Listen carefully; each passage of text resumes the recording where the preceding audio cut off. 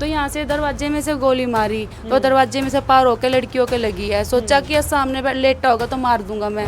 कि नौशाद इस कमरे में सो रहा था, कई दिन तक का इस कमरे में ही सोया। और उस दिन हमारे घर पे मेहमान आए नौशाद का पता लेने के लिए, तो वो तो उस कमरे में लेटा दिया। चाचा थे, पापा थे, उस साइड लेट गए। और फिर उसके बाद धमकी देकर गया, जी मैं छोड़ दूँ नहीं, ना तो नौशाद ने छोड़ दूँ, ना तेरे छोटे भाई ने, किसी ने नहीं छोड़ दूँ मैं। भाई दो निर्दोष छोरी जिनके रात ने सोते सोते हुए गोली लग गई, तो भाई उस मामले में सफीदा हम एक बार फिर तो जुड़ गए हैं। और यह जो बाण है यह नुको है कि भाई वो हमारी कॉलोनी का ही है, वार्ड का ही है आपका?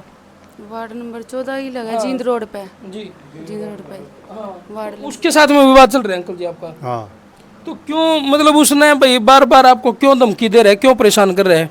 जी पहले 2 तारीख से पहले एक बार आया था, शनिवार के दिन भाई का मार कर गया था।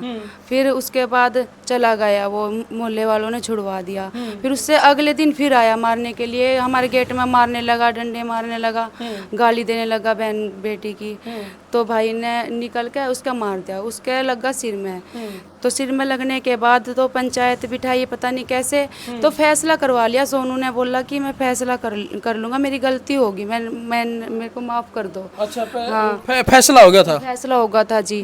फैसला होने के बाद फिर 2 तारीख को फिर दोबारा से उसने मारा मेरे भाई को। बहुत ज़्यादा चोट लग रही थी, जींद एडमिट था। जींद एडमिट होने के बाद भी मेरा भाई तो घर पे आया भी नहीं, वो छूट के आ गया। जमाना जुमन होगी मतलब उसकी। भाई जिसके चोट लग गई उसका नाम क्या है? नौशाद। नौशाद के जब चोट लगी तो वो एडमिट हो गया था जींद मेडिकल में। नौशाद तो अपने घर ठीक होकर आया भी नहीं था। उससे पहले जो चोट मारी थी, जो ये बता रहे हैं सोनू, आपके वार्ड से ही है, वो अपनी जमानत करा के ना अपने घर पहुंच गया था। उसके बाद आने के बाद वो फिर से आया, चौराहे पे खड़े होके बोला कि छोटे भाई को भी नहीं छोड़ दूँ और उसको भी नहीं छोड़ दूँ, और फैसला करवाओगे तो पैसे लूँगा। और खर्चा सारा बताया, 7-8 लाख रुपए का खर्चा है। अच्छा। हाँ, उसके बाद फैसला करूँगा। उसके बाद भी बोलते बोलते खुशामद कर रहे थे, हम भाई कोई बात नहीं, मेरे भाई का कुछ ना करियो, हम ले लेंगे। उसकी इतनी दुश्मनी क्यों बंधी? किसी की लड़ाई छुड़वाई थी भाई ने मेरे। अच्छा, आपके भाई ने उसकी लड़ाई के बीच बचाव कराया था? हाँ जी। अच्छा, तो उसकी वजह से दुश्मनी करी उसने। अच्छा, उसकी वजह से उसके साथ में रंजिश पाल ली जी।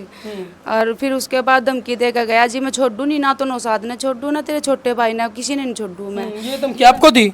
आप नहीं, बाहर खड़े होके बोला है उसने। तो हम उस धमकी के बाद तो हम लिखवाने गए थे थाने में।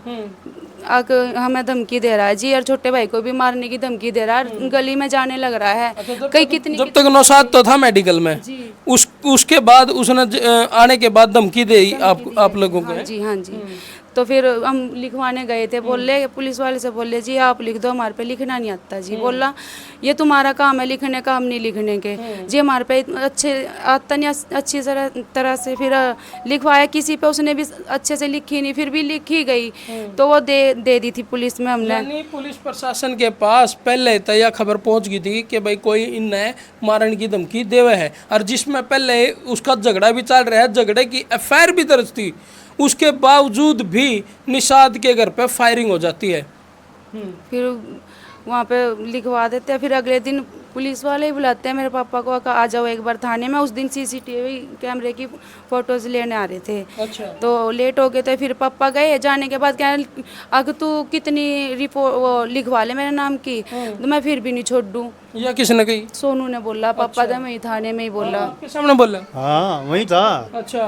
और 4 और थे उसकी गली, वही बच्चे थे उसके, पुलिस वाले का दो रही। पुलिस वाले भी मौजूद थे, फिर भी धमकी दे गए? अंदर ही थे। हाँ। आखिरकार इतनी छूट कैसे? और बाहर थे, कम से कम 8-10 आदमी बाहर थे पेट के नीचे। उसके सोनू के आदमी, और मन्ना पितर थे, 4 आदमी पितर थे। हाँ। तो वहाँ पे पुलिस प्रशासन ने कुछ नहीं कहा उसको? जब उन्हीं की बात हो लग रही, वो क्या कहा था उन्हें, उसने कुछ नहीं कहा पुलिस वालों ने। अच्छा। हाँ पुलिस। और उसके बाद भाई मतलब ईब जो जिस दिन आपके घर पे वारदात हुई या गोली वगैरह चली, बोल रहा मैं फांसी दे दूँ इसे, यह बात बोल रहा मैं फांसी दे दूँ कैसे। मैं भाई फिर हम चुप हो गए। मैं कहा चल कोई बात नहीं भाई, तुम्हारे कहे तो क्यों फांसी दे भाई। हैं उस बात का भी समझौता हो गया था? समझौता कुछ नहीं होया है, कुछ नहीं समझौता है ये लोग। उस बात की आपकी अफेयर चल रही है या बाहर चल रही है अब जींद। जींद? हाँ, ये जींद जा रहा था लड़का, हाँ, ऑनलाइन चल रही है, या ऑनलाइन वहीं से कटवा कर लाया था ये मैं अच्छा। थाने में से ही। तो फिलहाल भाई जो दो मासूम बच्ची हैं इस झगड़े के बीच में पिस गई। जी नौशाद इस कमरे में सो रहा था, कई दिन तक का इस कमरे में ही सोया। और उस दिन हमारे घर पे मेहमान आए नौशाद का पता लेने के लिए, तो वो तो उस कमरे में लेटा दिया। चाचा थे, पापा थे, उस साइड लेट गए। तो हम सारी लेडीज इस कमरे में लेट गए। सोचा कि एक जगह ही नीचे भी बिछा लेंगे कपड़े और ऊपर भी लेट जाएंगे। ये लड़कियां दरवाजे की तरफ लेटी हुई थी, तो यहाँ से दरवाजे में से गोली मारी, तो दरवाजे में से पार होकर लड़कियों के लगी है। सोचा कि सामने लेटा होगा तो मार दूंगा मैं, पता नहीं कैसे। और बस हमें तो बताया यो जा रहा है परिजनों द्वारा कि भाई जो गोली चाली है वह एक गोली तो जो 13 साल की छोरी है उसका याद है पासू में जा रही है भाई भीतर, उसका इलाज चल रहा है, वो इमरजेंसी में है। दूसरी जो लड़की है नू बताया जा रहा है जो दरवाजा में जो गोली लगी है ना, उसके जो छर्रे हुए हैं वो उसका हाथ पे लाग रहे हैं, उसकी थोड़ी कंडीशन ठीक है। उसकी कंडीशन ठीक है। जो वो बड़ी है तरन्नुम, उसके दिल के और फेफड़े के बीच में गोली है। दिल के और फेफड़े के बीच? जी हाँ, डॉक्टर भी अब तक के पहुँचे नहीं है जो उसका कुछ इलाज करे, जो स्पेशल इलाज होना है। हाँ जी, दिल का कोई डॉक्टर जाएगा तभी जाके कुछ होगा। बोले क्या कि अंदर भी छोड़ सके, और डॉक्टर आएगा और बाकी वही बताएंगे। फिलहाल इनने जो बात बताई उसके हिसाब से ये नुकुए हैं कि भाई हमने इब भी सोनू का इतना डर है क्योंकि परिवार हमारा मेडिकल में बैठा है और उसका इब भी हमने कोई भरोसा नहीं, लेकिन इब फिलहाल वो पुलिस की गिरफ्त में है। हाँ जी, पुलिस की गिरफ्त में बोला जा रहा, पर हमको इतना पता नहीं। मोहल्ले वाले बताते हैं कि वो पुलिस ने पकड़ रखा है। हाँ, तो क्या अपील करना चाहोगे आप पुलिस प्रशासन तक कि इसमें निष्पक्ष जांच करे और जो दोषी है उसने कड़ी से कड़ी सजा देवे, और भाई जो इस डाल की धमकी वगैरह देकर झगड़े वगैरह करे हैं उनको ऊपर भी कानून ने बहुत सख्त होना चाहिए, ताकि कल ना वो किसी के साथ झगड़े करें तो उनने बेरा लग गए कि भाई हमने भी कानून का डर होना चाहिए। यही बात होनी चाहिए जी। हम तो पुलिस वाले से यही बोल रहे हैं कि हाँ भाई हमें इंसाफ चाहिए, हमारा भी साथ दो। हाँ, वैसे तो रात भी सोए थे, हम ये नहीं कहते, अब तो कर रहे हैं हमें कार्रवाई। पर वहाँ पे वीडियो में भी वो आया हुआ है उस दिन रात के टाइम। अच्छा, 1 बजने से पहले आया हुआ है, देख के गया वो। बिल्कुल भाई, जो सीसीटीवी फुटेज हम देखने लग रहे हो इसमें इनका कहना है कि भाई ये सोनू है, इनमें तीनों में सोनू है जी। जो बाइक लगा के आगे साइड जो चला रहा है ना, जो वो सोनू है। 2 बंदे पीछे बैठे हैं और बाकी के पीछे रह गए हैं, और फिर बाद में उधर से फिर 2 बंदे भेजता है वो। भाई अनजान व्यक्ति तो क्यों गोली चलाओगा, लेकिन जिसका झगड़ा हो मान ले उस पर तो डाउट होना वाजिब सी बात है। आपने बेरा इस बात का, तो भाई हम चाहें कि इस परिवार में जो घटना बीती है और जो इनके अंदर खौफ है, जो डर का माहौल है, इनका कहना नू भी है आप घर छोड़ने की भी बात कहो दे। हाँ जी, और इस डर की वजह से सोच रहे हम तो पापा और से बोल रहे उस दिन से, अब घर बेच के चलो यहाँ से, बस यहाँ पे क्या करेंगे जब यहाँ पे कुछ दुश्मनी इतनी ज़्यादा कर दी, बच्चों ने भी खतरा है, तो फिर यही सोचेंगे हम तो जी।